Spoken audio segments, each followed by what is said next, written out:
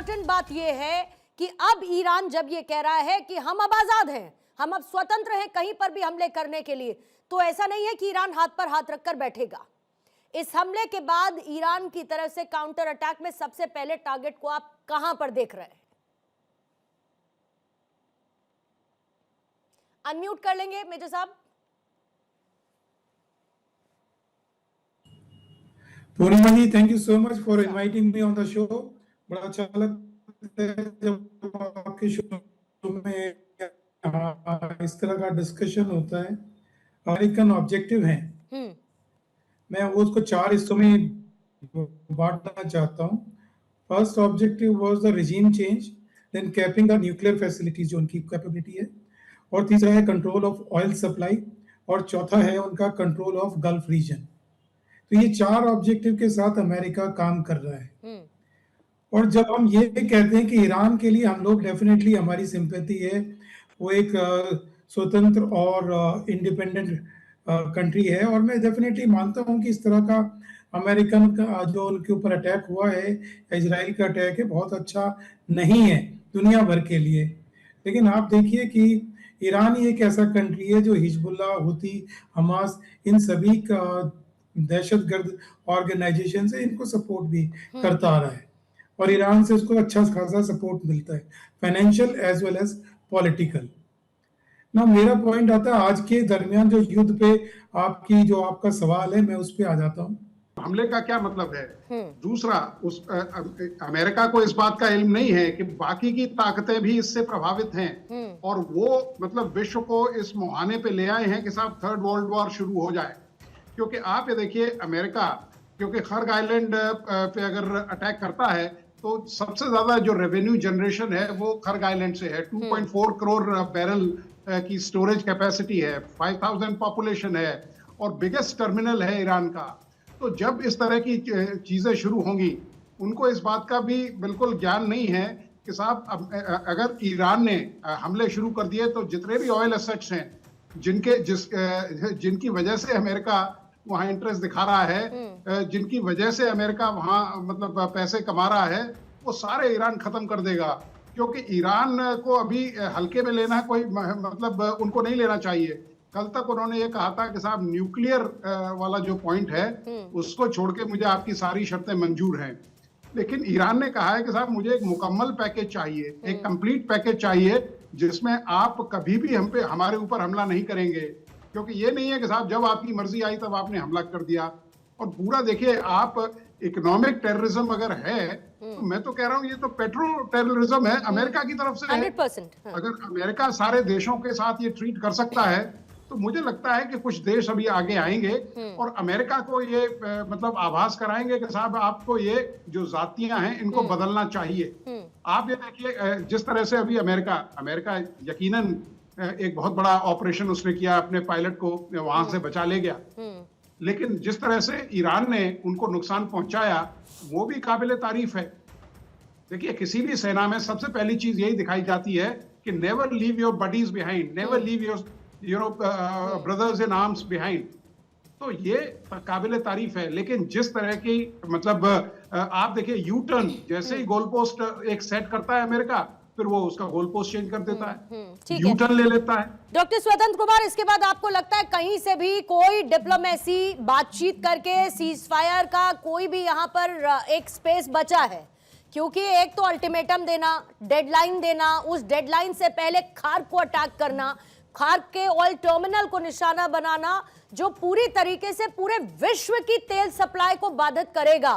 तो आप यूएस कहता रहे, ट्रंप कहते रहे कि हम तो स्टेबलाइजर हैं, हम तो पूरी दुनिया का संतुलन बनाए रखने वालों में हैं, हम तो शांति चाहते हैं, लेकिन इस एक एक्शन से क्या यूएस स्टेबलाइजर से इतर डिस्टेबलाइजर की भूमिका में नहीं दिख रहा है आपको? देखिए, वो तो ऑलरेडी डिस्टेबलाइजर का काम कर रहे हैं। पिछले 40 दिन से जो लड़ाई उन्होंने शुरू की है मिडिल ईस्ट में, उसने पूरी दुनिया की इकोनॉमी को डिस्टेबलाइज ही किया है। अब अगर खार्क पे उन्होंने अटैक किया है, जहां से ईरान अपनी 90% एनर्जी एक्सपोर्ट करता है, तो प्रोबेबली उन्होंने ईरान के हार्ट पे अटैक किया। देखिए, जब पैसा आता है उसी से सारे संसाधन चलते हैं, और अगर आपका जो मेजर एक्सपोर्ट है उसका 90% हिस्सा कहीं ना कहीं कॉम्प्रोमाइज हो जाए, तो आपके जो फाइनेंसेस के साधन हैं वो सूखने लगते हैं। तो प्रोबेबली इजराइल और अमेरिका ने इस बात को सोचा होगा कि हम इस फाइनेंशियल सेंटर को अटैक करते हैं, उसके साथ दबाव बढ़ाया जा सकेगा। अमेरिका ग्राउंड ऑपरेशंस भी लॉन्च करेगा ताकि ईरान के ऊपर मैक्सिमम प्रेशर क्रिएट किया जा सके। रिटेलिएशन का जो मैं बोलता हूँ, आपने बहुत ही अच्छी बात बताई है। रिटेलिएशन के लिए अमेरिका मेरे ख्याल से जो 20-25 दिन पहले उसकी तैयारी थी, आज उससे ज्यादा तैयार है अमेरिका, और ये ईरान को थोड़ा समझ लेना चाहिए। पूर्णिमा। ब्रिगेडियर विनोद दत्ता साहब, खार्ग आइलैंड पर स्ट्राइक करना यूएस की तरफ से, और डेफिनेटली यहाँ तक सीमित नहीं रहेगी। जिस तरीके के इरादे लेकर इस वक्त यूएस चल रहा है, जैसी भाषा इस वक्त ट्रंप या जेडी वेंस की है, वो खार्ग आइलैंड तक लिमिटेड नहीं रहेगी। लेकिन कितना बड़ा आप मिलिट्री टर्म्स में इसे एक बिग ब्लो के तौर पर देखते हैं इस पूरी सिचुएशन के बीच में? देखिए, अमेरिका जिस तरह की मतलब सोच रख रहा है, उसका एम ये है कि किसी भी तरीके से, क्योंकि देखिए साम दंड भेदभाव सारी नीतियां उसकी अभी कामयाब नहीं होती है।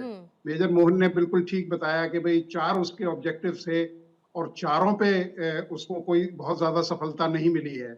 तो अब ये अमेरिका के अंदर इतनी फ्रस्ट्रेशन है।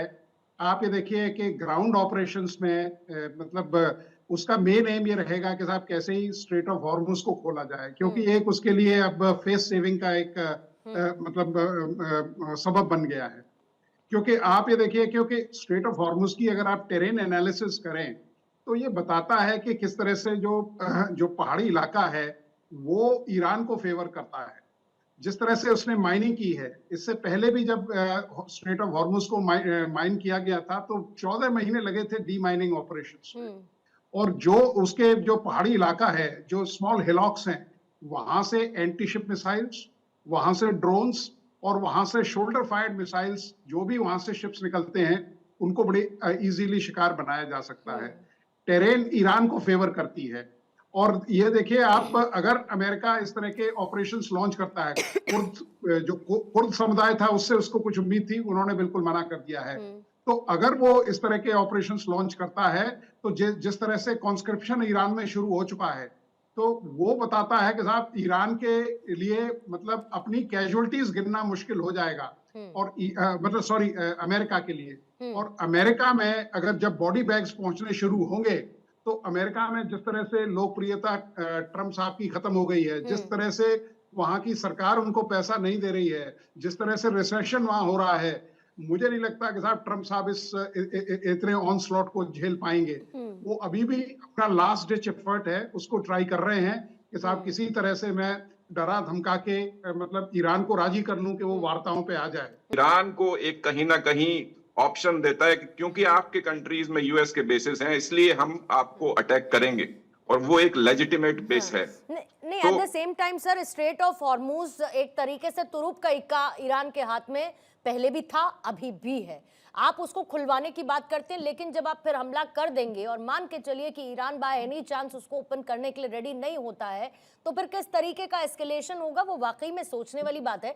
लेकिन राकेश शुक्ला साहब, अभी जेडी वेंस ने कहा कि पहले तो ट्रंप ने धमकी दी थी, फिर जेडी वेंस ने धमकी दी थी। वो ये कह रहे हैं कि बड़ा सुस्त है ईरान बातचीत करने में। तो आप सुस्त है वो, या आप चाहते हैं कि वो हम जो कहें उसको मान ले? क्योंकि ईरान ने भी तो ये कहा ना कि सम्मानजनक फिर बात होनी चाहिए, फिर हमारी शर्तें भी हैं, आपकी शर्तें हैं। तो क्यों, अगर सुस्त आपको लगता है तो आप टेबल पर खुलकर खुले मन से नहीं आते, कुछ आप उनकी सुने वो आपकी सुने, तो फिर इंटेंट भी क्लियर होगी। नहीं, आपकी बात बिल्कुल सही है। अमेरिका चाहता है कि हम जो कहते हैं वही आप सुनो। ओमान में बातचीत हुई, बातचीत क्यों सफल नहीं हुई? देखिए, वहाँ बातचीत सफल इसलिए नहीं हो पाई क्योंकि कोई भी डॉक्यूमेंटेशन होने के पीछे कारण होता है दोनों तरफ से सहमति होना। सहमति नहीं बन पाई। सहमति इसलिए नहीं बन पाई कि ईरान की तरफ से जो बातें रखी गई, स्वतंत्रता को लेके आगे हमारे ऊपर हमला नहीं करेंगे, किसी तरह का और दिक्कतें नहीं आएंगी, वो इंश्योर करने से अमेरिका कतराया। अमेरिका चाहता था कि सारी शर्तें हमारी ईरान माने, और उसमें सबसे बड़ी शर्त थी आपकी हॉर्मुज वाली, कि हॉर्मुज को लेके अमेरिका इसलिए फंसा हुआ है क्योंकि संयुक्त राष्ट्र परिषद के पास ये प्रस्ताव लेके जाया गया था, लेकिन चाइना, रसिया इनकी तरफ से और आपके ब्रिटेन की तरफ से जो एक वीटो लगा दिया गया, उसके चलते होर्मुज नहीं खुल पा रहा। अमेरिका बहुत परेशानी की स्थिति में फंसा हुआ है, उसके लिए अब चारों तरफ से रास्ते बंद हो रहे हैं, उनके पास धमकी है। ठीक है, मैं ये मानता हूं कि ईरान लंबे समय से लड़ाई लड़ रहा है, इतना शक्तिशाली नहीं है, लेकिन ईरान के पास जो सबसे बड़ी ताकत है। टेडी वेंस कह रहे हैं कि अभी तो हमने बड़े हथियारों का इस्तेमाल नहीं किया है और इसे लेकर ट्रंप ही फैसला लेंगे। तो कौन से बड़े हथियारों का इस्तेमाल करना चाहते हैं ट्रंप? मतलब अभी तक क्या चल रहा था? अभी तक सिर्फ बातचीत चल रही थी, धमकियां चल रही थी, क्या चल रहा था? अटैक नहीं हो रहा था क्या ईरान पर? देखिए पूर्णिमा जी, अमेरिकन के पास स्टेट ऑफ आर्ट वेपन्स हैं, इसमें कोई दो राय नहीं है। और अगर वो उसको अग्रेसिवली यूज करते हैं तो डेफिनेटली ईरान अगर अटैकिंग मोड में है तब और बात है, लेकिन उसको डिफेंड करना जो अमेरिकन के जो आर्सेनल हैं, जो उनके हथियार हैं, वेपनरी है, उसको डिफेंड करना ईरान के लिए नेक्स्ट टू इम्पॉसिबल है। सिर्फ ये बात जो मुझे जो इसमें वो आज इतने दिन से हम लोग डिस्कशन कर रहे हैं, जो बात मुझे पिंच कर रही है, 1 मिनट में मैं वो कहना चाहता हूँ। मुझे पर्सनली इस बात का बड़ा अफसोस है कि दुनिया के जितने भी जिम्मेदार देश हैं, इंडिया है, चाइना है, रशिया है, यूके है, या जर्मनी है, फ्रांस है, ये सब कंट्रीज का जो मुझे लगता है कि ये they are lacking somewhere in their efforts. या तो वो साइलेंट है या वो बिल्कुल पैसिव मोड में चले गए हैं। दुनिया को अगर आज इस जंग से बचाना है तो मेरे ख्याल से जितने भी ये कंट्रीज हैं या जितने ये इन्फ्लुएंशियल लीडर्स हैं, इनको आगे आना चाहिए और इनको शो करना चाहिए कि we are not only for the country, we are for the humanity also. देखिए बहुत मुश्किल काम होगा अगर स्ट्रॉन्ग चाइना भी, अगर अमेरिकन को पता है कि इस वॉर का ऑफ शूट है स्ट्रॉन्ग चाइना एंड अनगवर्न मलेशिया। आपसे पहले भी मेरे इस मौजू पे बात हो चुकी है कि अगर ये अमेरिका इस वॉर को बीच में छोड़ देता है तो इसका मतलब होगा एक वेरी स्ट्रॉन्ग चाइना और अनगवर्न मलेशिया। ये जितने मिलिटेंट ग्रुप्स हैं इनका ये आउट ऑफ कंट्रोल होंगे और they will be playing around through out the world. तो अमेरिकन की भी मजबूरी है, उधर इजराइल की भी अपनी मजबूरियां हैं, और डेफिनेटली ईरान को भी मैं समझता हूँ उनकी अपनी मजबूरियां हैं, वो बेचारे भी सैंक्शंस झेल रहे हैं। तो अभी जरूरत है कि बाकी लीडर्स जो आज से नहीं कब से झेल रहे हैं ईरान के लोग सैंक्शंस, तो कब से झेल रहे हैं? यूएस की तरफ से सारे लगाए गए सैंक्शंस और उसी वजह से कितना शैडो ऑयल इकोनॉमी डेवलप करनी पड़ी। चाइना ना होता तो उसकी पूरी की पूरी जो उसका आर्थिक ढांचा है वो कब का ढह चुका होता, ये सब जानते हैं। ईरान की कमर टूट गई होती अगर ईरान अपनी शैडो ऑयल इकोनॉमी को despite of US sanctions continue ना रखता। लेकिन जो बात अभी जिताब सर कही है मेजर मोहन कुमार ने कि वो डिसअपॉइंटेड है इस बात पर कि ऐसे बहुत सारे कंट्रीज हैं इंक्लूडिंग इंडिया जो इस वॉर की स्थिति बढ़ने से पहले, एस्केलेट होने से पहले शांति के रास्ते पर लेकर जाते। आपको लगता है कि ऐसा नहीं हुआ?